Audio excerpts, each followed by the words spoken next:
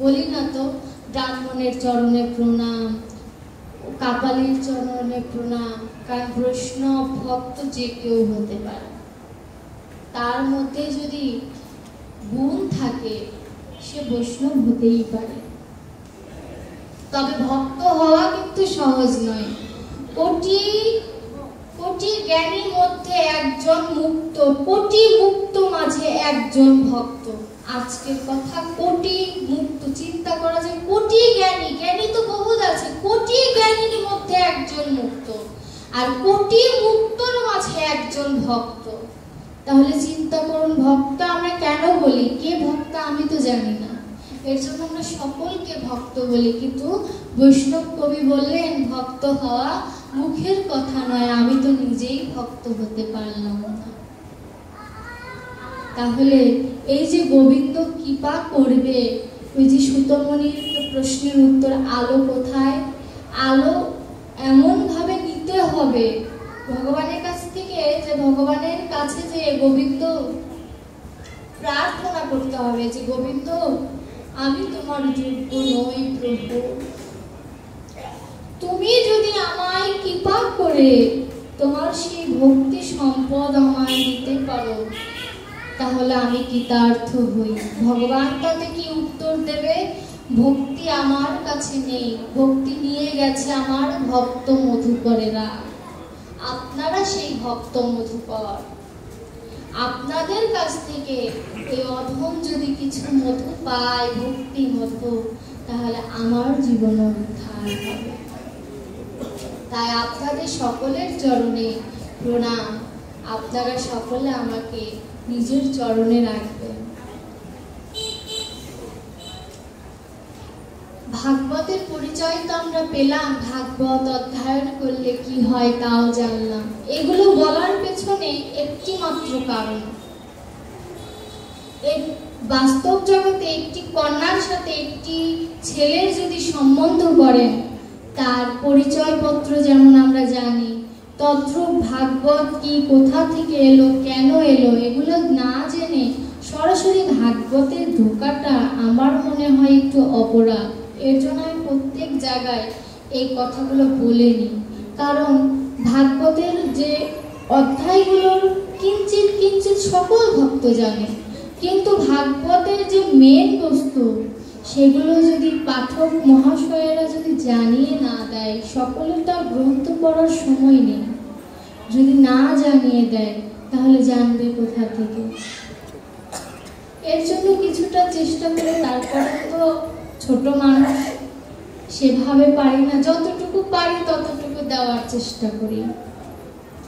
এই ভাগবত নিগম কল্পতরুগলিতম ফলম,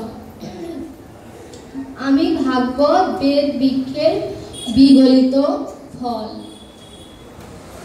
আম দেখবেন, একটি আম গাছে দুই প্রকারে আম পাওয়া যায়, একটি কাঁচা আম, একটি পাকা আম। কাঁচা আমটা বৈষ্ণব পদকর্তারা বলে থাকেন অনেকটা শ্যাম বর্ণের সাথে তুলনা করেন, আর যে আমটা পেকে যায় সেই আমটা গৌর বর্ণের সাথে কিছুটা মিল করার চেষ্টা করেন। একেবারে তো মিলবে না, মিল করার চেষ্টা করেন।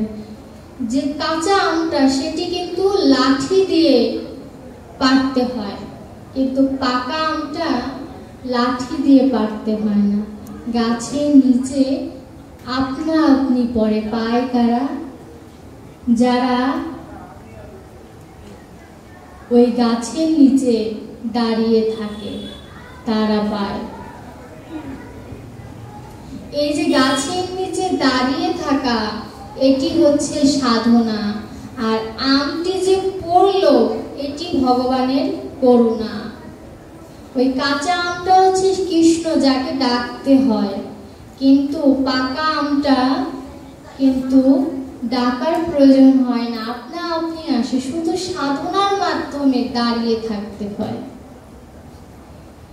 এই আমার কৃষ্ণ এবং গৌর হরি, রাধা কৃষ্ণের মিলিত তনুই তো আমার গোরা, গোবিন্দের গো রাধার রা, এই দুয়ে মিলে হলো আমার গোরা। গৌর হরি যে যে সেধে কৃষ্ণ নাম দিয়েছেন, যা কিন্তু অন্য যুগে পাওয়া যায় না। এর জন্য এই আমের সাথে ডক্টর মহানামব্রতজি তুলনা দিলেন। এই আমের মতো ভগবানকেও, মানে ভগবান হচ্ছেন প্রসাদ লভ্য, তাকে আমি কতটা ডাকবো, সে যদি আমায় কৃপা না করে কোনোদিন সম্ভব না তাকে পাওয়া, কারণ তিনি প্রসাদ লভ্য। কৃপা করে যদি আমার কাছে না আসে আমি ধরবো কেমন করে? যশোদা যেরকম গোবিন্দকে ধরতে বাঁধতে চেয়েছিল দুখানের সাথে, দুই আঙ্গুল ফাঁকা পড়েছিল, একটি হচ্ছে ভক্তের সাধনা, আর একটি হচ্ছে ভগবানের করুণা। যশোদা ভেবেছিল তার সন্তানকে তিনি বাঁধবে, এটি হচ্ছে তার অহংকার, সাধনা ছিল না। কিন্তু যখন তিনি ক্লান্ত হয়ে গেলেন, বাড়ির সকল দড়ি বাঁধতে বাঁধতে তারপরও যখন দু আঙ্গুল ফাঁকা হয়, তখন তিনি ক্লান্ত হয়ে বললেন, আমার দ্বারা হয়তো সম্ভব হবে না। এইটুকু কথাই ভগবান শুনতে চেয়েছিল, জানে, সে নত স্বীকার করে। যখনই বললেন শ্রীকৃষ্ণ, তখন আমার কৃপাময় বললেন, মা তুমি আর একবার চেষ্টা করো, এবার ঠিক পারবে। যখনই চেষ্টা করেছে তখনই যশোদা মহারানী তাকে বাঁধতে পেরেছে। এখান থেকে আমরা শিক্ষা পাই কি, সাধনা ছাড়া, নিচুতা ভাব না থাকলে কখনো প্রভুকে পাওয়া যায় না। আমার ভিতরে যদি অহংকার আসে, আমি ব্রাহ্মণের সন্তান, হয়ে গেল, আর ভক্তি হবে না। বৈষ্ণব পদকর্তাদের ভাষায় আমার দেহের মধ্যে ব্রাহ্মণ, বৈশ্য, ক্ষত্রিয়, শূদ্র চারটি আছে। আমি দেখিয়ে দেব কিভাবে। যখন আমি জ্ঞান আহরণ করব তখন আমি ব্রাহ্মণ। যখন আমি ভগবানের সাথে প্রেম আলিঙ্গন করে তার চরণে ভক্তি দিয়ে আমি যা পাবো সেটি হচ্ছে বৈশ্য। বৈশ্যর অর্থ কি? ব্যবসা করা। ব্যবসা করলে কি হয়? লাভ হয়। তো গোবিন্দের সাথে যদি আমি সম্বন্ধ করি তাহলে আমার লাভ হবে, তাহলে তখন আমি বৈশ্য। ক্ষত্রিয়, আমার দেহের মধ্যে যে ষড়রিপু আছে তার সাথে যখন আমি যুদ্ধ করবো তখন আমি ক্ষত্রিয়। আর যখন আমি কোনো বৈষ্ণব সেবা দিব তখন আমি শূদ্র। তাহলে আমার মধ্যে চারটি বর্ণ আছে, তাহলে আমার কিসের অহংকার? চক্রবর্তী পদবী লাগিয়েছি তাই? লোকনাথ বাবা সারা বিশ্ব ব্রহ্মাণ্ড ঘুরে যখন বারদি এলেন, তার ভক্ত প্রশ্ন করলো যে বাবা তুমি সারা বিশ্ব ব্রহ্মাণ্ড ঘুরে কয়জন ব্রাহ্মণ পেয়েছো? লোকনাথ বাবা মাথা নিচু করে বললেন আমি 3 জন ব্রাহ্মণ পেয়েছি। তাহলে আমরা কি? প্রশ্ন হতে পারে না? আমি নিজেও ব্রাহ্মণের সন্তান, উপরের দিকে থুতু দিলে নিচের দিকে আসে। আমিও ব্রাহ্মণের সন্তান, কিন্তু আমি ব্রহ্মত্ব রক্ষা করতে পারিনি, এটা আমার ব্যর্থতা। জন্মসূত্রে আমি ব্রাহ্মণ, হয়তো আমার পূর্বপুরুষরা এমন কোনো সুকৃতি করেছিল যার কারণে তারা ব্রাহ্মণ কুলে জন্ম নিয়েছিল, কিন্তু আমি পরম্পরায় সেই ব্রহ্মত্বকে ধারণ করে রাখতে পারিনি। কিন্তু আমি তাই বলে আমার বাবাকে, আমার দাদুকে অপমান করতে পারি না যে তারা ব্রাহ্মণ না। তারা হয়তো ব্রাহ্মণ, আমি ব্রহ্মত্ব ধারণ করতে পারিনি, এটা আমার ব্যর্থতা। লোকনাথ যে বললেন যে 3 জন ব্রাহ্মণের মধ্যে আশ্চর্য হবেন, একজন ব্রাহ্মণ ছিল মুসলমান, সেই মক্কার ওদিকে কি যেন একটা নাম ছিল আমার মনে নেই সেখানকার, তাহলে মুসলমান ব্রহ্মত্ব লাভ করেছে। ওই ভক্ত প্রশ্ন করলো যে মুসলমানের মধ্যে ব্রহ্মত্ব আসলো কি করে? লোকনাথ মহারাজ বললেন যে নামাজ পড়া হচ্ছে তাদের ভগবানকে ডাকার মাধ্যম, আর আমাদের ডাকার মাধ্যম হচ্ছে পূজা অর্চনা করা। কুরআন তাদের ভগবানের, আল্লাহর কথা শোনার জন্য, আর গীতা হচ্ছে আমাদের ভগবানের কথা শোনার জন্য। দিক তো একই, ব্রহ্মত্ব আসবে না কেন? জীবনী পড়ে দেখবেন লোকনাথ বাবার, আমি মিথ্যা কথা বলছি না। এই তথ্যগুলো জানতে হবে। আমি মনে করি ভাগবতের আসরে বসে ভক্তকে না কাঁদিয়ে, কাঁদতে তো হবে কিন্তু তার চেয়ে গুরুত্বপূর্ণ বিষয় এই সব তথ্য জানানো। এতে কিন্তু এই কেন জানাচ্ছি, এই আসর থেকে বের হয়ে বলবেন ব্রাহ্মণ কি জানা আছে আমার, এটার জন্য না। যাতে ব্রাহ্মণদের ভিতরে ব্রহ্মত্ব আসার তারা চেষ্টা করে, আর আপনারাও যাতে ঘরে গিয়ে ব্রহ্মত্ব ভিতরে সঞ্চার করার চেষ্টা করেন। দ্বন্দ্ব করার জন্য কিন্তু আমি এখানে এইসব কথা বলছি না। আমার দেহের মধ্যে যে 4টি বর্ণ লুকিয়ে আছে, এটিকে ধারণ করতে হবে, তাহলে এই মানব জন্মের সার্থকতা। যেমন ব্যাসদেব এত বড় মহর্ষি হয়েও তিনি কিন্তু নারদ মুনিকে যখন সরস্বতীর তীরে আসেন, নারদ মুনিকে কিন্তু বলেছিলেন আমার মনে শান্তি নেই। কিন্তু ব্যাসদেব কিন্তু শিবের কাছ থেকে অমর কথা শুনেছিল। তারপরও তার ভিতরে যে বিনয়ী ভাব, আমার মনের ভিতরে শান্তি নেই, তখন নারদ মুনি কিন্তু তাকে ভাগবত লেখার অনুপ্রেরণা দেন। তিনি তাকে বলেন যে ভাগবত লিখলে তোমার ভিতরে শান্তি আসবে। বাসুদেব মন্ত্র এবং চতুর্শ্লোকী ব্যাসদেবকে দেন, এবং নারদ মুনি এই দুটি জিনিস পেয়েছিল ব্রহ্মার কাছে, এবং ব্রহ্মা পেয়েছিল ভগবান বিষ্ণুর নাভি কমল থেকে। এই চতুর্শ্লোকী মন্ত্র এবং বাসুদেব মন্ত্র, এই দুটির মাধ্যমে তিনি ধ্যানমগ্ন হয়ে এই ভাগবত নিজে কিন্তু লেখেননি, গণেশ দেবকে দিয়ে লিখিয়েছেন। তাহলে লিখেছে গণেশ দেব, বলেছেন তিনি। গণেশ কিন্তু শর্ত দিয়েছিল যে আপনি থামবেন, আমি লেখা বন্ধ করে দিব, আর কিন্তু ভাগবত লিখব না। এর জন্য ভাগবতের কিছু শ্লোক উচ্চারণ করা খুব দুষ্কর হয়ে যায়, কারণ একটি অধ্যায় যখন শেষ হয় ব্যাসদেবকে তো চিন্তা করতে হয় পরের অধ্যায়টা কি নিয়ে শুরু হবে। চিন্তা করতে গেলে তো কিছুক্ষণ বিশ্রাম নিতে হবে, সময় লাগে। এর জন্য আর ব্যাসদেব গণেশকে শর্ত দিয়েছিল যে আমি একটি শ্লোক বলবো, সেই শ্লোকের ভাব অর্থ না বুঝে তুমি লিখতে পারবে না। এর জন্য এমন এমন কঠিন কঠিন শ্লোক বলতেন যাতে একটু সময় লাগে গণেশের সেটা চিন্তা ভাবনা করে লিখতে। চতুরতা থাকা ভালো, কিন্তু সেই চতুরতা যদি গোবিন্দকে পাওয়ার আশায় হয় সেই চতুরতা ভালো, কিন্তু নিজের স্বার্থের চতুরতা একদম ভালো নয়। এই যে ভাগবতের বার্তা যদি ব্যাসদেব আমাদের কাছে না পৌঁছাতো, আমরা কিভাবে পেতাম? একবার চিন্তা করেছেন যে ভাগবতের যে শ্লোকগুলো কত সুন্দর, ভগবান আমাদের কিভাবে রক্ষা করেন, কিভাবে আসেন, কত কিছু বলেছেন। এখন বলতে পারেন যে ভগবান যে আমাদের হয় তার প্রমাণ কি? শীত আতপ পাদ পরিশন এ দিন যামিনী জাগিরে লোলিনী জলমল নয়ন টলমল ভজ বুকে ভজ নিঠুরে। নিঠুরে অর্থ কৃষ্ণ। এই 3-4 লাইন বলার কারণ, আমরা শীতে বর্ষায় সংসারের জন্য খাটি না বাবা? সবাই খাটি, তাই না? মায়েরা বাবারা সবাই খাটি। গ্রীষ্ম বর্ষা যায় অসুখ, রান্না করতে হয় পরিবারের জন্য, বাবাদের কাজকর্ম করতে হয়। কিন্তু একবার চিন্তা করে দেখুন তো, যখন কাজের ক্ষমতা কমে যায় তখন আমাদের মতো অধম সন্তানেরা আপনাদের তুচ্ছ-তাচ্ছিল্য করে না? করে।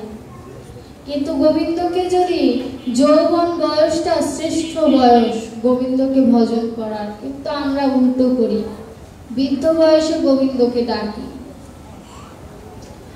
এই যৌবন বয়সে যদি গোবিন্দকে ডাকতাম সন্তানেরা দেখতো, আর শেষ বয়সে কটু কথা বলার সুযোগ পেত না। কারণ আমি যদি নিজে ভগবানকে ডাকি, আমি তো চেষ্টা করবো আমার সন্তান আমার থেকে আরো বেশি বড় হোক। এটাই তো চাইবো, মা বাবারা প্রত্যেকে চায়। কিন্তু এখনকার মা বাবারা প্রত্যেকে চায় আমার ছেলে ডাক্তার হোক, আমার মেয়ে ইঞ্জিনিয়ার হোক, চাওয়াটা ক্ষতি নয়, কিন্তু তাই বলে কি গোবিন্দকে ডাকা ভুলে যেতে হবে? 24 ঘন্টায় একদিন, তাই না? আমরা সকলে জানি। আমি যদি বলি সময় নাই আমার, আমি সময় বের করে দেব।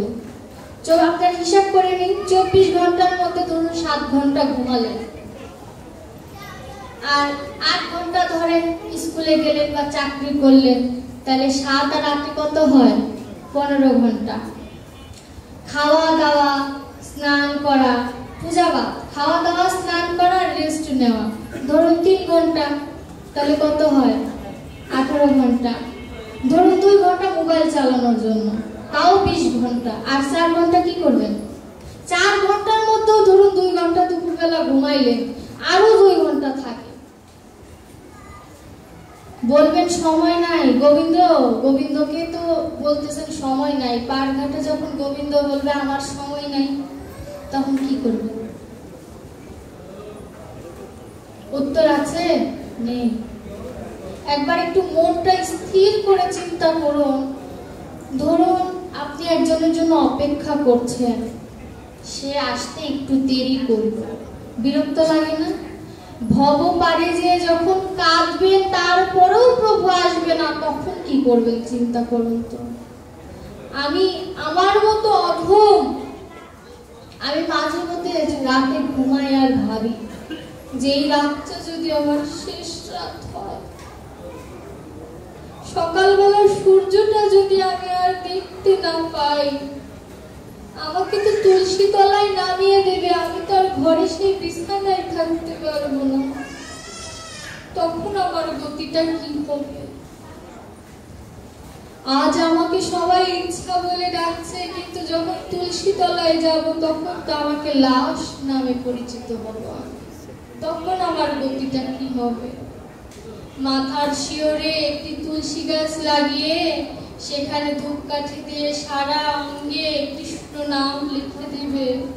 আর চিন্তা করুন, আমরা বেঁচে থাকতে সেই গোবিন্দ নাম দ্বাদশ সঙ্গে তিলক দিতে চাই না, কিন্তু যে সাজের ছিল প্রয়োজন সেই সাজেরই এখন নেই কোনো আয়োজন।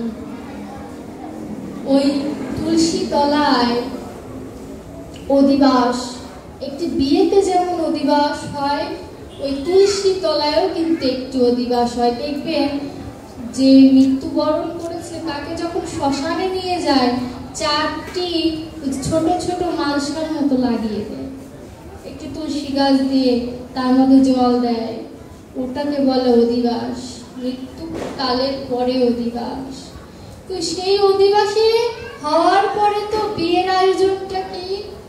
বিয়ের আয়োজন ওই শ্মশান ঘাটে ওই কাঠের উপরে কাঠ সাজিয়ে যে আমাকে দিয়ে দেয়, ওটি হচ্ছে বিয়ে। তো বিয়ের পরে তো স্বামী আসে আমাকে নিয়ে যাওয়ার কথা শ্বশুর বাড়ি, তা আমার জগৎপতি তো আমাকে নিয়ে যাবে না সেদিন, সেই কর্ম তো আমি করিনি, সেদিন আমার কি হবে? সেদিন ওই চারপাশে 4টি খুঁটি দিয়ে ধর্ম অর্থ কাম মোক্ষ, তার মাঝখানে কলসি দিয়ে বলবে বলো হরি হরি বল, বল থাকতে হরি বল। ওই যে বলো হরি হরি বল বলে, সেই লাশের জন্য কিন্তু বলে না, যারা পেছনে থাকে তাদের বলে বল থাকতে হরি বল, বলো হরি হরি বল। ওই কলসিটা যখন কাঁখে নিয়ে চারপাশ ঘুরে, তখন এই একটি ছোট্ট কিছু দিয়ে সেটা পিছন থেকে ভেঙে দেয়, সেটি হচ্ছে মৃত্যু, কখনো জানিয়ে আসবে না।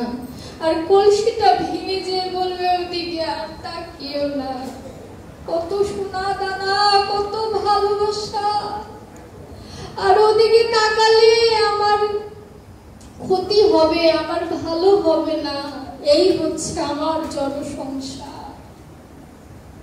কত বলি আমার আমার, কে আমার, আমি কার, আমার অনুসন্ধান তো কোনোদিন করতে পারলাম না।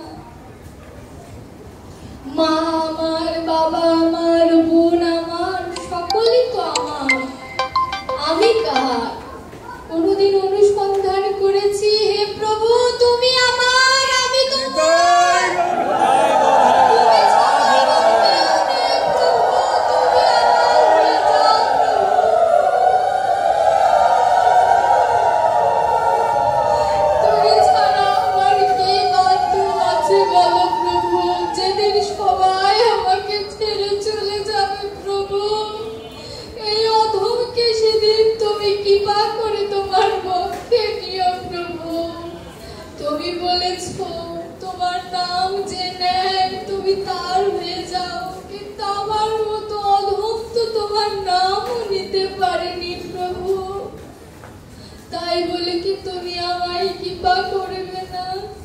তুমি না বলেছো তুমি পতিত পাবন, তুমি করুণার সিন্ধু, তুমি খুঁজে দেখো আমার মতো অধম তুমি পাবে না। যাই এই বিশ্বজোড়া তুমি নাম দিয়েছো, সেই নাম তো আমি ধারণ করতে পারিনি প্রভু, তুই আমার মতো পতিত পাবে না।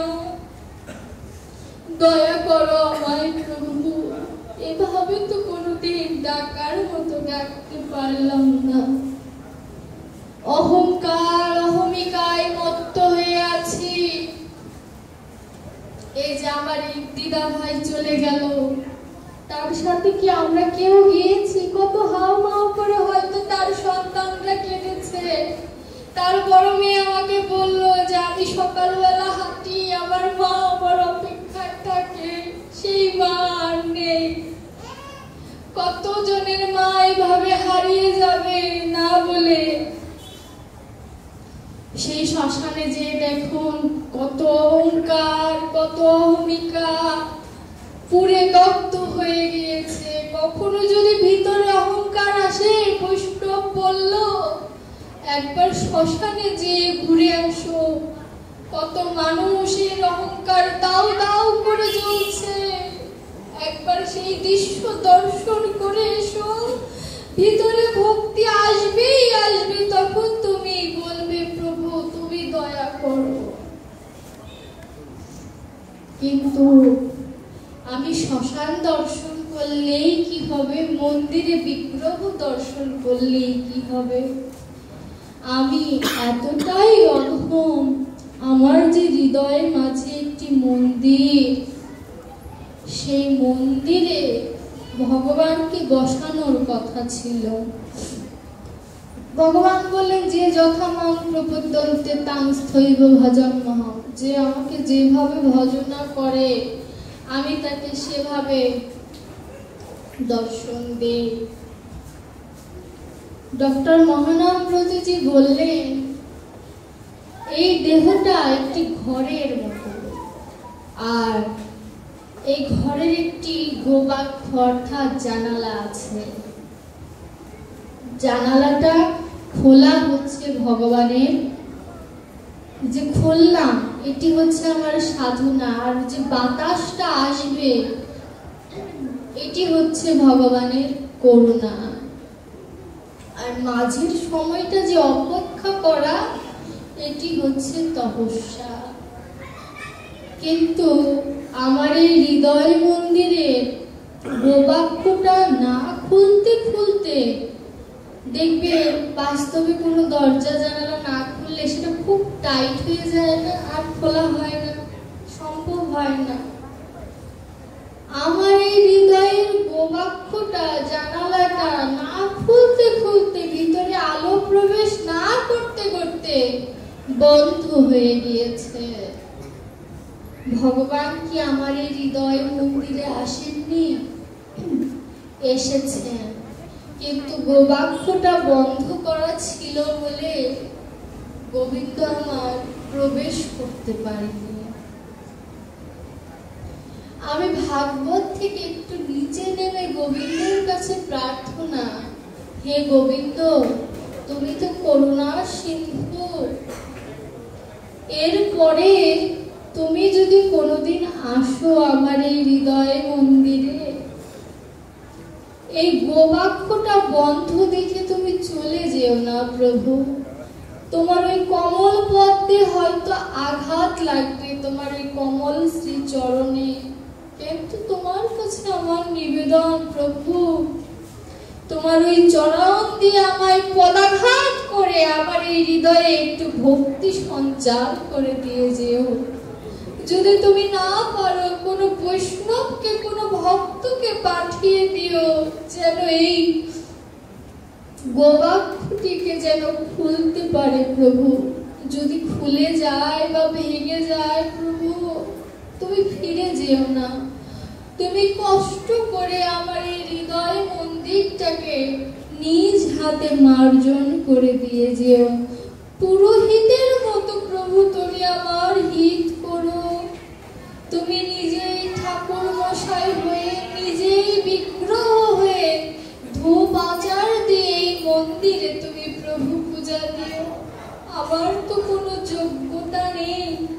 এই মন্দিরটায় কতদিন যে ভক্তি প্রদীপ জ্বলে না প্রভু, আমি নিজেও জানি না। কোনোদিন জ্বালানোর চেষ্টাও করিনি প্রভু। তুমি আমায় দয়া করো প্রভু। তুমি যদি কোনো ভক্তকেও না পাঠাও, আমার এই জন্মে যেমন আমার মার মতো আমি বান্ধব পেয়েছি প্রভু, জন্মে জন্মে যেন আমি আমার মাকে পাই। আমার মা আমার এই মন্দিরটাকে যদি একটু মার্জন করে পরিষ্কার করে দিতে পারে, আবার যদি দয়াল এইভাবে পাঠাও একজন কৃষ্ণ ভক্ত মায়ের কোলে আমায় জন্ম দিও। আমি যদি কৃষ্ণ নাও বলতে পারি প্রভু, আমার মায়ের মুখে আমি কৃষ্ণ নাম শুনে জীবন ধন্য করব। একজন মা পারে তার সন্তানকে ভক্ত বানাতে, ভালো সন্তান রূপে পরিণত করতে। সন্তান কেমন হবে মাই জানে।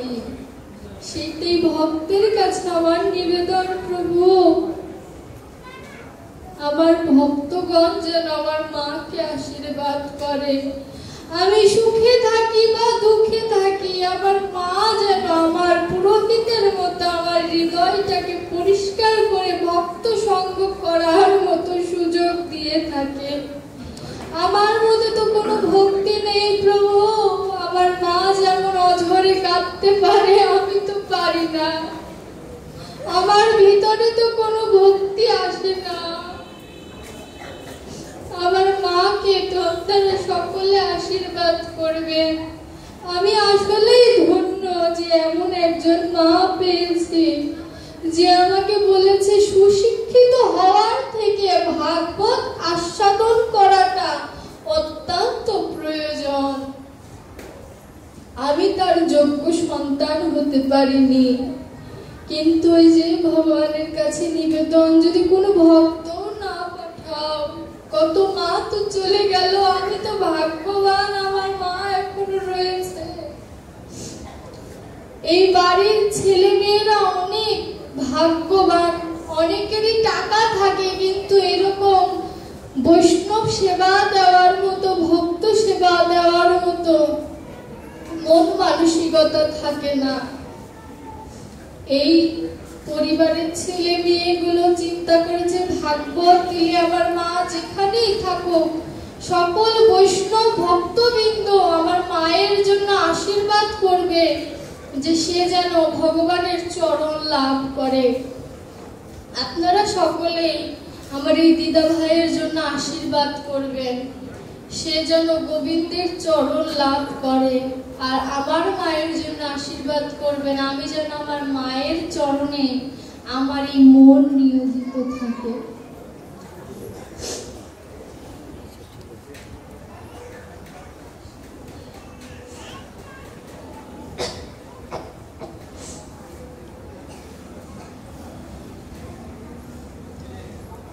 আমাদের দেহে অষ্টসাত্ত্বিক ভাব যখন উদিত হয়, তখন আমাদের ভাগবতের যে বিকার আমার এই দেহের মধ্যে সঞ্চিত হয়।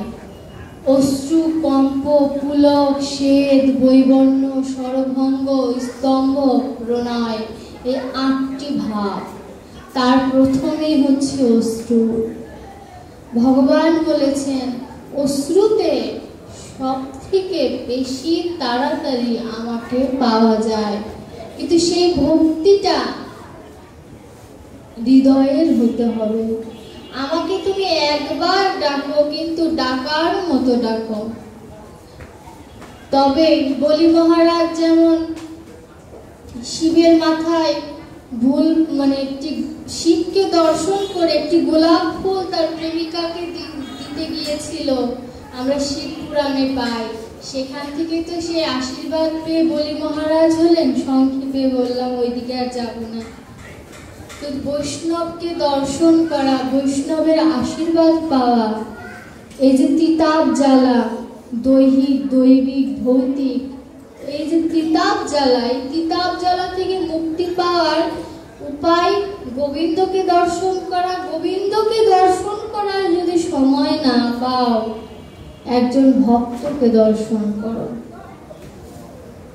ভক্তকে, এখন যে প্রথমেই বলেছি ভক্ত দুর্লভ, কিন্তু ভক্ত চেনার একটি উপায় আছে। দেখবেন সবার সামনে গেলে কিন্তু হরে কৃষ্ণ বলতে মন চায় না। কিছু কিছু ভক্তকে দর্শন করলে মনে হয় তাকে আলিঙ্গন করি, তাকে প্রণাম করি, তারা হচ্ছে ভক্ত। সেই ভক্তকে দর্শন করো, গোবিন্দকে দর্শন করা হয়ে যাবে। এই গোবিন্দকে দর্শন করার যদি নাও হয়, ভক্তকেও যদি দর্শন করা না হয়, এই তুলসী পত্র চোখের জল দিয়ে যদি নিবেদন করতে পারো, ধরো বিগ্রহ নেই কিন্তু কোনো জলের মধ্যে যদি তুলসী পত্র নিবেদন করতে পারো, তবেও সার্থকতা। আমি ভাগবতের আজকে যে অধ্যায়টি পাঠ করব, ব্রহ্মমোদন, সেই ব্রহ্মমোদনে একটি গুরুতর বিষয় হচ্ছে ব্রহ্মা যে তার ভুল বুঝতে পারে। এর থেকেও গুরুত্বপূর্ণ একটি বিষয় হচ্ছে ভগবান সখাদের প্রতি কতটা তার ভালোবাসা, কতটা তার ভক্তি। এই নিয়েই এই ভাগবতের ব্রহ্মমোদন আলোচনা। তার আগে আমাদের জানতে হবে যে ভক্তি দ্বারা যা ভগবান লাভ করা যায়, তা গীতাতে বলেছেন ভক্তা মামভিজানন্তি, ভক্তি দ্বারা আমার সম্ভব লাভ হয়। এখন বলতে পারেন যে তার প্রমাণ কি? আমি প্রমাণে বিশ্বাসী, প্রমাণ চাই। গীতাতে বললেন মন্মনা ভব মদ যজিমাং নমস্কুরু মামে বিবশ্যসি যুক্তৈব আত্মানং মদ পরায়ণ। নবম অধ্যায়ের 34 নম্বর শ্লোক। 4টি শর্ত দিয়েছে। 4টি শর্ত যদি কোনো ভক্ত পালন করে, সে ভগবানের চরণ লাভ করবে। মন্মনা ভব, আমার ভক্ত হও। মদ যজিমাং নমস্কুরু, আমায় প্রণাম করো। মামে বৈশ্যসি যুক্তৈব, আমাকে সমর্পণ করো, আমাকে তোমার আরাধ্য করো। এই শর্তগুলো যদি আমি মেনটেন করতে পারি, পালন করতে পারি, ভগবান বলেছে আমি তোমার হব, কথা দিলাম। এই যে ভগবান নিজে বলেছে অপিচেত সুদুরাচার ভজতে মামন্য ভাগ সাধুরেব সমন্তব্য সম্ভব ব্যবসিত ভীষণ। দুরাচার নয়, সুদুরাচারও যদি আমার নাম একবার মুখে না, আমি তাকে সাধু সাধু বলে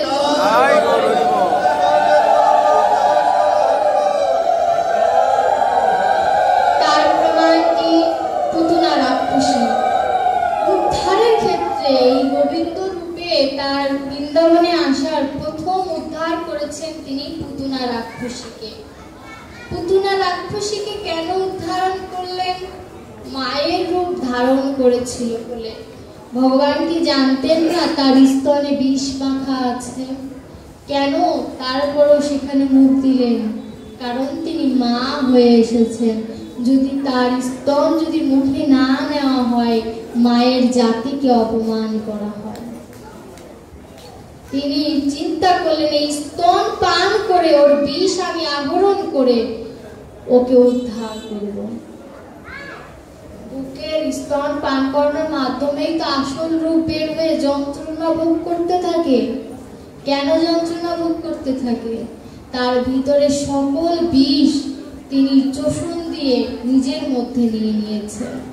কিন্তু আশ্চর্যের বিষয় ভাগবতে বললেন যে তিনি পুতনা রাক্ষসী যখন তার দেহ রাখলেন, তার গায়ে দিয়ে চন্দনের সুগন্ধ ছড়াচ্ছিল। কেন? গোবিন্দের স্পর্শ পেয়েছেন এবং তাকে মাতৃরূপে সম্মান দিয়ে তাকে উদ্ধার করেছেন। আমরা তাকে এখনো স্মরণ করি। তাহলে দেখুন গোবিন্দ ভক্তকে কতটা উপরে রেখেছেন। এই যে যার কারণে পরীক্ষিত মহারাজের কারণে আমরা এই ভাগবত পেয়েছি, তার কথা না বললেই নয়। পরীক্ষিত মহারাজ কিন্তু বৈষ্ণব ছিলেন, তিনি মৃগয়া শিকার করতে গিয়েছেন। এখন প্রশ্ন হতে পারে, বৈষ্ণব হলে কেন মৃগয়া শিকার করতে যাবে? মৃগয়া মানে তো হরিণ শিকার করতে যেহেতু যাবে, হরিণ শিকার করে মানুষ তো সেটা ভক্ষণই করে, বিষয়টা এমন না। কিন্তু কোন মৃগয়া শিকার করতে গিয়েছে তা কি কোনোদিন আমরা অনুসন্ধান করেছি? করিনি। আমি এই প্রশ্নটা আমি নিজেও জানতাম না। আমি আপনাদের এদিকে শ্রদ্ধেয় অমল ব্যানার্জি কীর্তন করে কিনা আমি জানি না, তিনি আমার সম্পর্কে জামাইবাবু হয় এবং আমার ভাগবতের গোসাই, তাকে এই প্রশ্নটা করেছিলাম। পরীক্ষিত মহারাজ যদি বৈষ্ণব হয় তাহলে মৃগয়া শিকার করতে কেন গিয়েছেন? তখন তিনি উত্তর দিলেন, এ মৃগয়া হরিণ নয়, এ মৃগয়া হরি নামে হরিণ। হরি ভগবানকে মৃগয়া শিকার বলতে কি হরিকে শিকার করা। এখন শিকার বলতে কি তীরবিদ্ধ করা না, মনের ভিতরে শিকার করা। এখন পরীক্ষিত মহারাজ মৃগয়া শিকার করতে গিয়েছে, এখানে জীবকেও একটি শিক্ষা দিয়েছে। পরীক্ষিতের মাধ্যমে কলির প্রবেশ হবে, তাছাড়া সম্ভব নয়। কলিতে 5টি জায়গা বলেছিল, এই 5 জায়গায় তুমি যেতে পারবে, তার একটি হচ্ছে অহংকার। পরীক্ষিত মহারাজ মৃগয়া শিকার করার সময় মাথায় যে মুকুটটা পরিধান করেছিলেন, সেই মুকুটটা তার একটি রাজ্য অর্থাৎ কংসের যে শ্বশুর, তার রাজ্য পরাজয় করে তিনি সেই কংসের শ্বশুরের মাথার মুকুট ছিনিয়ে এনেছিলেন। ছিনিয়ে আনা জিনিস আর স্বর্ণের জিনিস অহংকারে। আমিও স্বর্ণের জিনিস পড়েছি, কিন্তু আমাকেও প্রশ্ন করেছে যে স্বর্ণের জিনিস পড়েছো কেন? ঐশ্বর্য যদি মাধুর্য দিয়ে ঢাকা যায় তখন সেই ঐশ্বর্যের মধ্যে কলি প্রবেশ করতে পারে না। আমার এটার মধ্যে কিন্তু ওই ABCD লেখা নেই, রাধা কৃষ্ণের ছবি দেওয়া, এটি এখন ঐশ্বর্য নেই, এখানে কলি প্রবেশ করতে পারবে না। তারপরেও স্বর্ণ পরিত্যাগ করাই শ্রেয়, কিন্তু আমি তো কলিহত জীব, আমার ভিতরে তো এই ত্যাগটা আসেনি। বৈষ্ণব যে ত্যাগ করতে পেরেছে আমি তো তা পারবো না, কিন্তু আমি ঐশ্বর্য তো মাধুর্য দিয়ে তো একটু চতুরতা করে ঢেকে রাখতেই পারি। যখন পরীক্ষিত মহারাজ সেই স্বর্ণের মুকুট মাথায় পরিধান করেছেন তখন তার মধ্যে অহংকার এসেছে। মৃগয়া শিকার করতে যেয়ে যখন তিনি ক্লান্ত হয়ে পড়লেন, ধ্যানমগ্ন মনির কাছে তিনি জল চাইলেন। পরীক্ষিত মহারাজ বৈষ্ণব, তিনি জানেন না যে একজন মনি ধ্যানস্থ হলে তার এই জগতের সাথে কোনো সম্পর্ক থাকে না। আমরা যে সাধারণ মানুষ, আমাদের সামনেও যদি কোনো মানুষ চোখ বন্ধ করে মালা জপ করে আমরা তাকে ডাকি না। আর তিনি পরীক্ষিত মহারাজ, তাকে মহারাজ, শুধু রাজা না, মহারাজ বলে সম্বোধন করা হয়, তিনি জানতেন না। তিনি যে ধ্যানমগ্ন মুনিকে ধ্যানভঙ্গ করবে, এই যে তার প্রয়াস, আমিও তো আমার ভিতরে যে গোবিন্দ ছিল ধ্যানমগ্ন অবস্থায়, তাকেও আমি এই মায়া জালে আচ্ছন্ন হয়ে তাকেও অপমান করার চেষ্টা করছি। কিভাবে? আমার ভিতরে গোবিন্দ আছে, এটা তো অস্বীকার করার কোনো জায়গা নেই, কিন্তু আমার আচরণে কি বোঝা যায় আমার ভিতরে গোবিন্দ আছে? তাহলে এটি অপরাধ নয়? এই যে মরা সাপ পেঁচিয়ে দিল, মরা সাপটাই হচ্ছে মায়া, যাকে আমরা মনে করি জীবিত, আসলে মায়া জীবিত নয়, মরাই এটাকে বলে। নিজে আমার এই দেহটাকে মায়া একমাত্র বস্তু অসার করে দিতে পারবে, আপনি বেঁচে থেকেও না বাঁচার মতো হয়ে যাবেন। এই যে পেঁচিয়ে দিল, পেঁচিয়ে দিয়ে যখন তিনি তার গৃহে ফিরে এলো, এই গৃহটা হচ্ছে তার বার্ধক্য বয়স। এই ভাগবতের প্রত্যেকটি অধ্যায় নিজের দেহের সাথে তুলনা করবেন, দেখবেন প্রত্যেকটি প্রশ্নের উত্তর পেয়ে যাবেন। আমার ভিতরে বৃন্দাবন, আমার ভিতরে সখা, আমার ভিতরে সখী, আমার মধ্যে রাধা, আমি সবকিছু, আমি সম্বন্ধ করতে পারি না, এটা আমার ব্যর্থতা, ভগবানের ব্যর্থতা নয়। প্রত্যেকের মধ্যে বৃন্দাবন আছে, 84 ক্রোশ বৃন্দাবন আমার এই দেহের মধ্যে আছে। যারা অনুসন্ধান করতে পারে তারাই ভক্ত। এই যে গৃহে আসলাম, এই গৃহটা হচ্ছে আমার বার্ধক্য বয়স। গৃহে এসে যখন মুকুটটা খুললাম, ওই বার্ধক্য বয়সে যখন আমার অহংকারটা শেষ হয়ে গেল, তখন আমার ভিতরে অনুশোচনা আসে, হায় হায় আমি কি করলাম। পরীক্ষিত মহারাজও তাই, যখন গৃহে ফিরে মুকুটটা ত্যাগ করলেন, তখন তার মধ্যে অনুশোচনা বোধ আসলো। এদিকে মুনির পুত্র আরো তেজস্বী, তিনি কমণ্ডল থেকে জল নিয়ে শাপ দিলেন, 7 দিন অন্তে মৃত্যু হবে। এখানে একটি কথা, 7 দিন পরে, 7 দিনের মধ্যে, অনেক রকম কথা হয়, কিন্তু ভাগবতে লেখা আছে 7 দিন অন্তে মৃত্যু হয়। অনেকে এমনও বলে যে বৈষ্ণব মানুষ যে ভাগবত কথা শুনেছে তার আবার মৃত্যু হয় কিভাবে? মৃত্যু হয়েছে দেহের, কিন্তু আত্মার কিন্তু মৃত্যু হয়নি। কারণ দেহের যদি মৃত্যু না ঘটে, মুনির শাপ ব্যর্থ হয়ে যায়, এটা বুঝতে হবে। অনেক পাঠক এরকম কথা বলে, ইউটিউবে শুনি তো, 7 দিন অন্তে মৃত্যু হয়েছে। কেউ যদি দেখতে চান আমি দেখিয়ে দেবো ভাগবতে।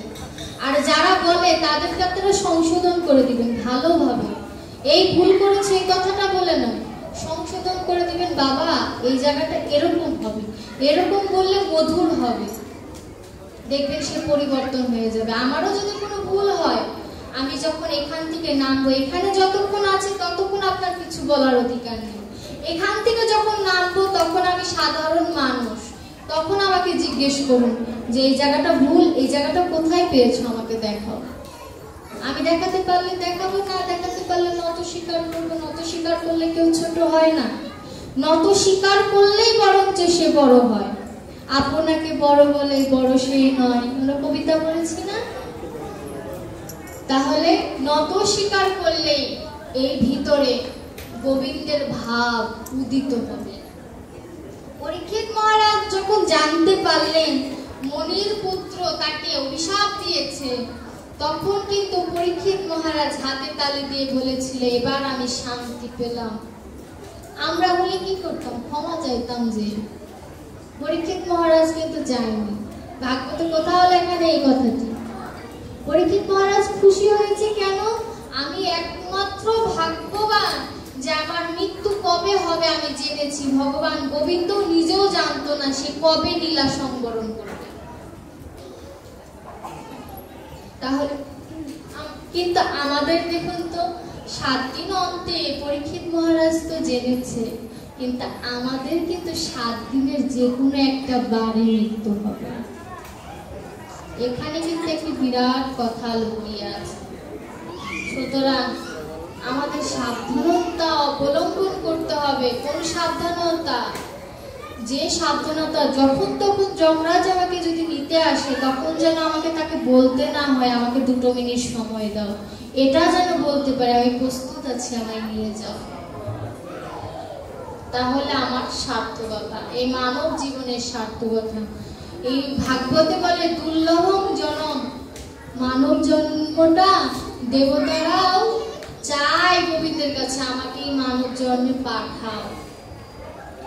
গোবিন্দকে তো বলার অজুহাত নেই যে আমার হাত দাওনি, চোখ দাওনি, পা দাওনি, আমি ভজন করব কিভাবে? পূর্ণাঙ্গ দেহ দিয়েছে তাকে ভজন করার জন্য, কান দিয়েছে গোবিন্দের নাম স্মরণ করার জন্য, এই মুখ দিয়েছে গোবিন্দের প্রসাদী খাওয়ার জন্য, নাক দিয়েছে ধূপকাঠি আগরবাতি গন্ধ নেওয়ার জন্য, পা দিয়েছে বৃন্দাবনে যাওয়ার জন্য, হস্ত দিয়েছে বৈষ্ণবদের রন্ধন করার জন্য, কোন দিকে কম দিয়েছে? তাহলে কেন গোবিন্দকে ডাকতে পারবো না? প্রশ্ন তো একটাই। রাসে জিজ্ঞেস করেছিল না গোপীদের, কেন এলে? আমার কাছে কিছু চাইতে এসেছো? গোপীরা সবকিছু ত্যাগ করে আসার পরেও গোবিন্দ বলেছে আমাদের কাছে কিছু চাইতে এসেছো, আর আমরা চাওয়ার জন্যই তো সবসময় ঠাকুর ঘরে গেলে এটা দাও প্রভু, ওটা দাও। এটা নেই, তবু আশীর্বাদ করো এটা যেন পাই। আমি নিজেও বলি কলিহত জিত। গোবিন্দ বলেছে তাতেও আমার দুঃখ নেই, তারপরও কৃষ্ণ বল। শুয়ো নারীর কোল, তবু একবার কৃষ্ণ বল। কৃষ্ণ তুমি যেভাবেই বলো, তুমি মাছ মাংস খাও, যাই খাও, একবার কৃষ্ণ বলো। ভগবানের নাম ডাকতে একবারও গোবিন্দ বলেনি যে এটা খেলে ওটা খেলে, কিন্তু একটু বিচার করে খেলে দেহটা ভালো থাকে। আমিষ খেলে দেহে উত্তেজনার সৃষ্টি হয়, আর উত্তেজনা ভালো নয় দেহের জন্য। কিন্তু তাই বলে যে আমি আমিষ খাই বলে গোবিন্দকে ডাকতে পারবো তা নয়, কিন্তু ধীরে ধীরে পরিত্যাগ করার চেষ্টা করাটা ভালো। একবারে কোনো কিছু ত্যাগ করতে গেলে হাসপাতালে পৌঁছে যাবে, আমিষের ঘাটতি পড়ে যাবে দেহে। একটু একটু একটু করে ত্যাগ করতে হবে, কারণ চিরদিন কারো সমান যায় না, চিরদিন কারো সমান যায় না। কেন বললাম? আজ যে মেয়ে উলঙ্গিনী, তার মুখ দেখতে পাওয়া যায় না, কাল সে মেয়ের লম্বা ঘোমটা, তার মুখ দেখতে পাওয়া যায় না। পালকি ছাড়া যায় না মেয়ে, রোদের কিরণ সয় না, কাল সে মেয়ে চড়াই ভেরি, তার মুখ পানে কেউ চায় না। আজ যে রাজা রাজ্য সুখে মোহন ভোগ খায় না, কাল সে রাজা পথের ফকির খুদ কুড়াইয়াও পায় না। চিরদিন কারো সমান যায় না। কারণ দেখুন, একটি শিশু উলঙ্গিনী অবস্থায় থাকে, বুকের স্তন্য বই কিছু খায় না, কাল সেই মেয়েটাই পালকিতে চলে যাচ্ছে বিয়ে হয়ে শ্বশুরালয়ে। আবার সেই যে মেয়েটার মুখ দেখার জন্য রাস্তায় মানুষ দাঁড়িয়ে থাকতো, সেই মেয়েটাই বৃদ্ধ বয়সে ভেরি মানে ছাগল টাগল চড়াচ্ছে, তার মুখের দিকে কেউ তাকায় না। আজ যে রাজা সিংহাসনে বসে রাজ্য চালাচ্ছে, কাল সে পথের ফকির খুদ কুড়ায়, সে খুদ কুড়াইও পায় না। সুতরাং সাবধান। আজ এখানে বসে পাঠ শোনার সুযোগ হচ্ছে, এমনও হতে পারে বাড়িতে যাওয়ার সময়টুকু না পেতে পারে। সাবধান। সব সময় ভগবান বলেছে তুমি সাবধানতা অবলম্বন করো। ভগবান দুঃখ দিয়ে ভক্তকে পরীক্ষা করে, এটা আমি মানি না। ভগবান জানে ভক্তকে দুঃখ দিলে ভক্ত ওই সময়টা গোবিন্দকে ডাকবে। ভগবান সুখ দিয়ে ভক্তকে পরীক্ষা করে, কারণ সুখ পেলে ভক্ত ভগবানকে ভুলে যায়, আর কষ্টে থাকলে যে অভক্ত সেও গোবিন্দকে স্মরণ করে, প্রভু আমাকে দুঃখ থেকে রক্ষা করো। আমরা কলিহত জীব তো, নিজেকে দিয়ে বুঝি। সুখে যখন থাকি গোবিন্দের কথা মনে থাকে না আমাদের, কিন্তু দুঃখে যখন থাকি একটা কিছু যদি কমতি হয়, সে যত বড় মাপের ভক্ত হোক আর যাই হোক, তা সে কলিহত যেহেতু জীব, কলির একটু প্রভাব তার ভিতরে থাকবে। আমার যে দীক্ষাগুরু শ্রদ্ধেয় কান্তিবন্ধু ব্রহ্মচারী, তার কাছে একটি প্রশ্ন করেছিলাম আমি ফেসবুকের মাধ্যমে, প্রভু কাম কামনা বাসনা ত্যাগ করার উপায় কি? সে আমাকে কি উত্তর দিয়েছিল জানেন? আশ্চর্য হয়ে যাবেন। তার মতো একজন শিক্ষিত মানুষ যে বেশিরভাগ সময় বিদেশে থাকে, সে বলেছিল, আরে বোকা, এই ৭৫-৮০ বছর বয়সে তা আমি কামনা বাসনা ত্যাগ করতে পারি, তুই কি পারি? দেখছেন? চিন্তা করেন। তার যে ঘর, জগৎবন্ধুর আশ্রমে যেয়ে দেখবেন, গৌরীয় মঠে ঢাকায় যেয়ে দেখবেন, ছোট্ট একটা সিঙ্গেল মানে চৌকি টাইপের, চতুর্পাশে তার বই। তার টাকা পয়সার অভাব আছে ডক্টরেট করা। এই যে ভাগবত আস্বাদন করছি ডক্টর মহানামব্রতজি, ভাগবতে প্রথমে লেখা দাস মহানামব্রত, ডক্টরেট বা কোনো উপাধি লেখা নেই। এটা কেন?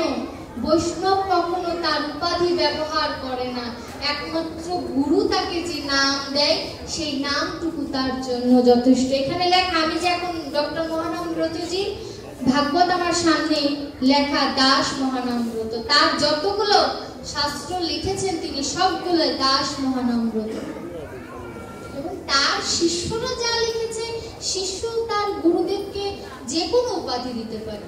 আমার গুরুদেব আমার কাছে ভগবান, আপনার কাছে চণ্ডালও হতে পারে, কোনো বিষয়ই না। সবার কাছে সবাই একরকম থাকবে, বিষয়টা কিন্তু এমন না। কিন্তু গুরু সাবধান, গুরু যদি একবার রুষ্ট হয়ে যায়, কৃষ্ণ কিন্তু তাকে উদ্ধার করতে পারবে না। কিন্তু কৃষ্ণ রুষ্ট হলে গুরু কিন্তু পারে তাকে কৃষ্ণের কাছে নিয়ে যেতে। সুতরাং সাবধান, এই গুরু বৈষ্ণব বিশাল তত্ত্ব। এই মুখের কথা যে, নিজের মুখের কথা যে সংযমে না আনতে পারে, সে গুরু বাক্য কিভাবে পালন করবে? তাই সংযমটা অতীব প্রয়োজন। এই যে আমাদের নববিধা ভক্তি শ্রবণ, তার প্রথম হচ্ছে শ্রবণ। শ্রবণম মঙ্গলম শ্রীমদ ততম ভক্তি কীর্ণন্তে ভুরিদা জনা। শুনিলেই মঙ্গল, আজও বুঝিবে না যেহ, শুনিতে শুনিতে সেহ অদ্ভুত চৈতন্য চরিত, বুঝিবে রসর রীতি, হইবে পরম প্রীতি, শুনিলেই হইবে বড় হিত। পদাবলীর একটি পদ। শুনিলেই মঙ্গল, বুঝো আর না বুঝো, কান দিয়ে ঢুকলে কতদিন এই পাশ দিয়ে বেরোয় যাবে, একদিন না একদিন তো হৃদয়ে প্রবেশ করবে। সেই প্রবেশ করার জন্যই আমরা রয়েছি। তারপরে কি বললেন? কীর্তন। কীর্তন যদি করতে হয় শ্রী সুখদেব গোস্বামীর মতো করো, স্মরণ যদি করতে হয় প্রহ্লাদ মহারাজের মতো করো, বন্ধন যদি করতে হয় অঙ্কুরের মতো করো, অর্চন যদি করতে হয় পৃথু মহারাজের মতো করো, পদসেবন যদি করতে হয় লক্ষ্মী দেবীর মতো করো, দাস্য ভাব যদি মনে আনতে হয় হনুমানের মতো আনো, সখ্য ভাব যদি আনতে হয় অর্জুনের মতো আনো, আত্মনিবেদন যদি আনতে হয় বলিরাজার মতো আনো। এই যে নববিধা ভক্তি, তার প্রথমেই শ্রবণ। অতীব সহজ, অতীব কঠিন এবং অতীব সহজ। অতীব কঠিন কেন? কীর্তনটাকে ধারণ করা কঠিন, কিন্তু শোনাটা সহজ। এই কানটাকে শোনার মতো যদি করতে পারি, তাহলে এই জড় জগতের এই দেহের সার্থকতা। এই ভগবানের যে এত কিছু লীলা করেছেন, তার মধ্যে শ্রেষ্ঠ লীলা বৃন্দাবনে যে লীলাটুকু করেছে রাস পর্যন্ত, এটুকুকে শ্রেষ্ঠ বলা হয়। কারণ এটুকুর মধ্যে তার সখ্য ভাব, মধুর রস, বাৎসল্য রস পরিপূর্ণ, যা মথুরায় যাওয়ার পরে পাওয়া যায় না। মথুরায় তিনি মধুরাপতি, আর বৃন্দাবনে তিনি রাখাল রাজা। বৃন্দাবনের সখারা তাকে এটো ফল দেয়, আর মথুরার ভক্তরা তাকে পূজা করে। কতটা ব্যবধান! বাসুদেব কৃষ্ণকে প্রণাম করতে যায়, আর নন্দ রাজা তার চরণের পাদুকা তার মাথায় দেয়। কত পার্থক্য! সেখানে রূপকিনী শ্রীকৃষ্ণকে স্পর্শ করার আগেও 10-12 ভাবে, আর রাধারানী কৃষ্ণ ছাড়া কিছু বোঝে না। কিভাবে কৃষ্ণ দর্শন, কিভাবে কৃষ্ণ স্পর্শ পাবে, সেই চিন্তায় ধ্যানমগ্ন থাকে। আপনারা জেনে আশ্চর্য হবেন, সখীগণেরা কিন্তু একাদশী পালন করতো না। এখন আপনারা কিন্তু বাড়ি যেয়ে আবার একাদশী বাদ দিয়ে দিয়েন, তাহলে আমি অপরাধী হয়ে যাব। কারণ তারা সখী, তাদের কৃষ্ণ সুখী তাদের মূলত সুখ ছিল। একাদশী থাকলে দেহ মন মলিন থাকবে, কৃষ্ণর সেবায় ব্যাঘাত ঘটবে, তাই তারা কৃষ্ণ সেবা নিমিত্তে একাদশী রাখতেন না। কিন্তু আমাদের রাখতে হবে, আমরা তো সুখী হতে পারিনি। একটি পাহাড়, পাহাড়ের নিচে আমার মতো অধম দাঁড়িয়ে রয়েছে, পাহাড়ের উঁচুতে সূর্য উদয় হয়েছে ভগবান, আর ওই পাহাড়ের উঁচুতে যারা সূর্যকে দেখছে তারা হলো সখীগণ আর রাধারানী। উঁচু আর নিচু কি এক হবে? কোনোদিন না। রাধারানী আমার কৃষ্ণের বাম অঙ্গ থেকে তৈরি লাদিনী শক্তি, আর আমরা গোবিন্দের কাছ থেকেই এসেছি। আনন্দম ব্রহ্ম, তার কাছ থেকে আমি এসেছি, কিন্তু আমি তার কিঞ্চিত থেকে তৈরি, আর রাধারানী তার নিজে। পার্থক্য এখানে। সখীর সাথে তুলনা করলে আমার মহা মহা অপরাধ হয়ে যাবে, কারণ সখী বিষয়বস্তুটা এক নয়। গোবিন্দ ভক্তকে কৃপা করে, এখন বলতে পারেন যে অন্ধ, যে গোবিন্দকে দর্শন করতে পারেনি, ভক্তকে দর্শন করতে পারেনি, তার কি হবে? ভাগবতের একটি অধ্যায় আলোচনা করার থেকেও এই বিষয়বস্তুগুলো আলোচনা করা অতীব প্রয়োজন। সুরদাস, আপনারা নাম শুনেছেন?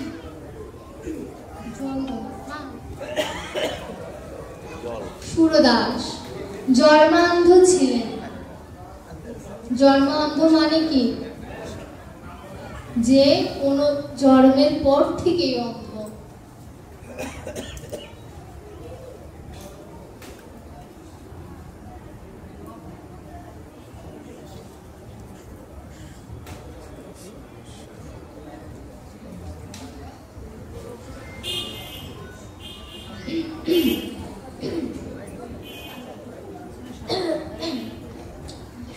শ্রীনাথজির ওখানে তিনি থাকতেন, কীর্তন করতেন।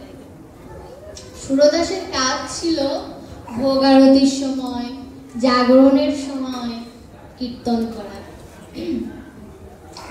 অন্ধ ছিল তাই কি ভগবান তার কণ্ঠে সুর কম দেননি। এই সুরটাও কিন্তু কি বলবো, সরস্বতী মায়ের আশীর্বাদে যে আমার আঙ্কেলেরা কীর্তন করলেন, এই যে কীর্তনটা শোনা, এটা কিন্তু অনেক ভাগ্যের বিষয়। এবং করছেন, এই জন্মের স্বীকৃতি কিন্তু নয়, পূর্ব জন্মে কোনো স্বীকৃতি করেছিল বিধায় আমার আঙ্কেল এই জন্মে ভক্তের সামনে কৃষ্ণ নাম করার সৌভাগ্য পেয়েছেন।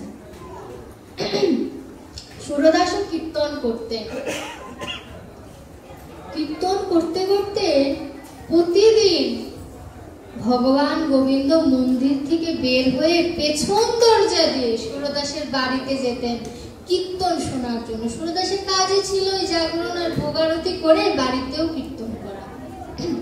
এত কীর্তন মধুর ছিল যে ভগবান মন্দির থেকে পিছন দরজা দিয়ে বের হয়ে সুরদাসের কীর্তন শুনতে গিয়েছেন।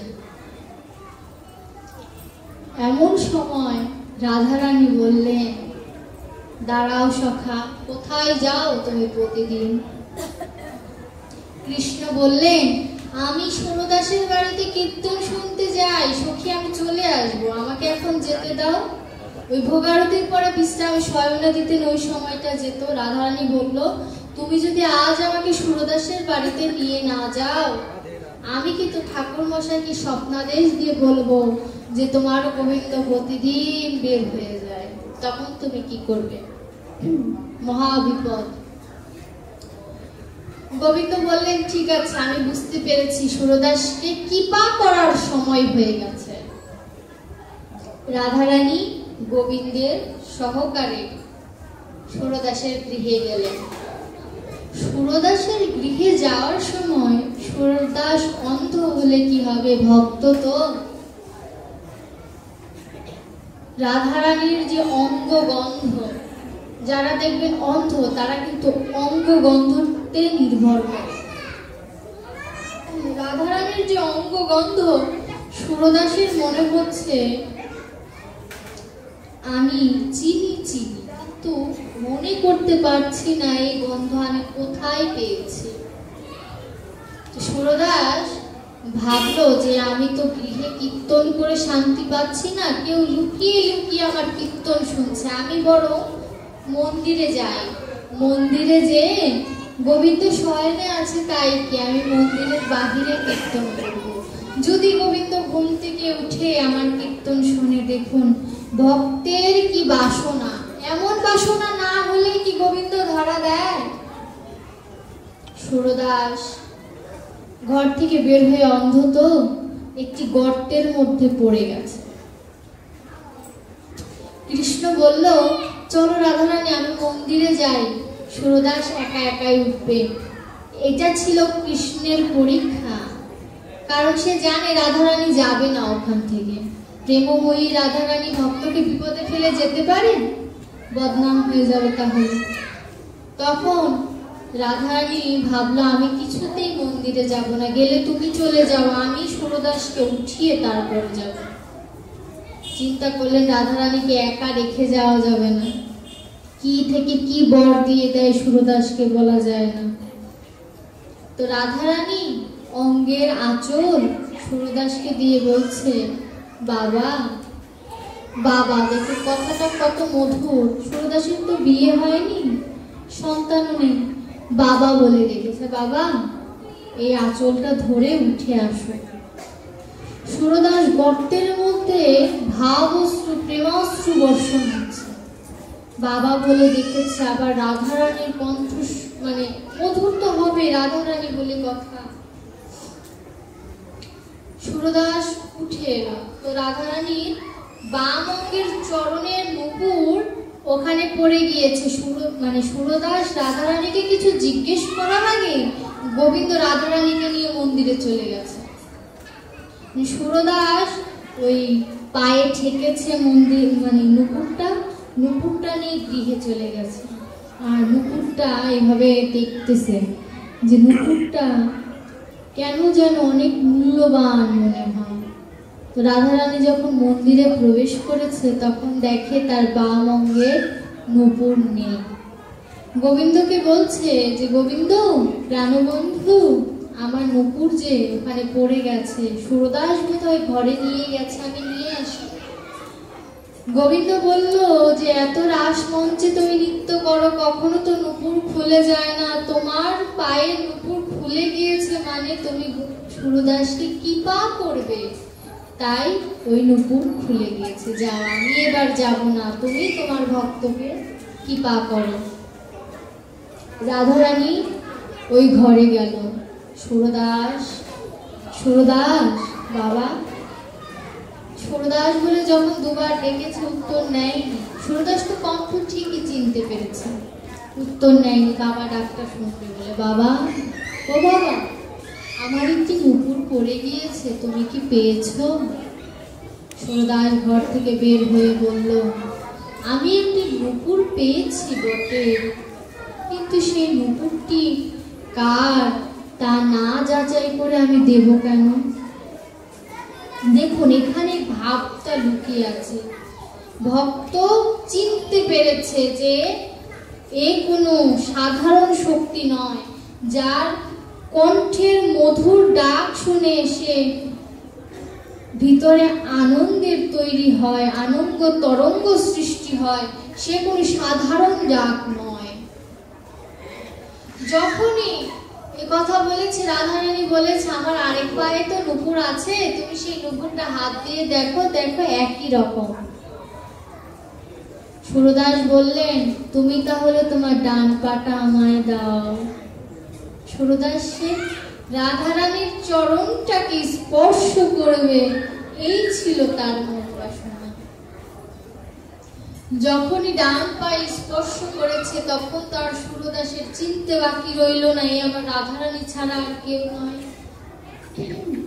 বাম অঙ্গে নুপুর পরিয়ে দিয়ে রাধারানী যখন চলে যাবে, রাধারানী হাত ধরেছে, দাঁড়াও, পরিচয় না দিয়ে আমি তোমায় যেতে দেব না।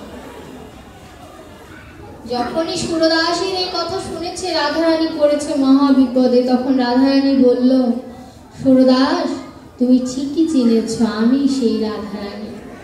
এই বলে সুরদাসের চোখে যখন হাত বুলিয়ে দিল, সুরদাস তখন দৃষ্টি ফিরে পেল, রাধারানীকে দর্শন করল। দর্শন করার পরে কি চাইল যেমন, আমি আমার এই চোখ আর চাই না, তুমি আমায় আবার অন্ধ করে দাও। রাধারানী প্রশ্ন করলো, সুরদাসে কি তুমি কি বলছো? তুমি জন্মান্ধ ছিলে, আমি তোমায় চোখে দৃষ্টি দান করলাম, তুমি সেই দৃষ্টি অবজ্ঞা করছো? বললো, যে চোখে তোমায় দর্শন করেছি, এই চোখে আর এই ভবদাবারকে দর্শন করতে চাই না। হা রাধে, হা রাধে, চরণে ধুলাই গড়াগড়ি করতে লাগলো সুরদাস। কেঁদে কেঁদে বলছে, রাধারানী আমি চোখের দৃষ্টি আর চাই না, আমার মনোবাসনা ছিল তোমায় দর্শন করার, আমি তোমায় দর্শন করে এই চোখের দৃষ্টি ফিরিয়ে নাও। আমি আর এই হৃদয়ে কাউকে স্থাপন করতে চাই না। তোমার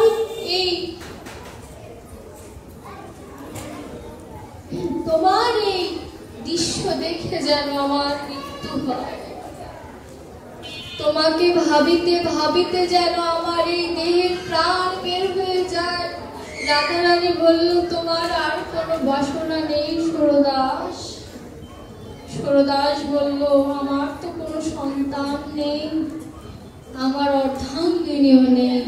শেষের দিনে যখন কেউ আমার এই দেহটাকে দেখতে আসবে না, দেখতে এলেও সৎকার করার পরে যখন চলে যাবে, রাধারানী তুমি তো দয়ার সাগর, প্রেম সিন্ধু, গোবিন্দ যদি স্বয়ং না আসে, তুমি আমার এই দেহের সৎকার করার পরে তোমার সেই গোবিন্দ বন্ধুর কাছে নিয়ে যেও।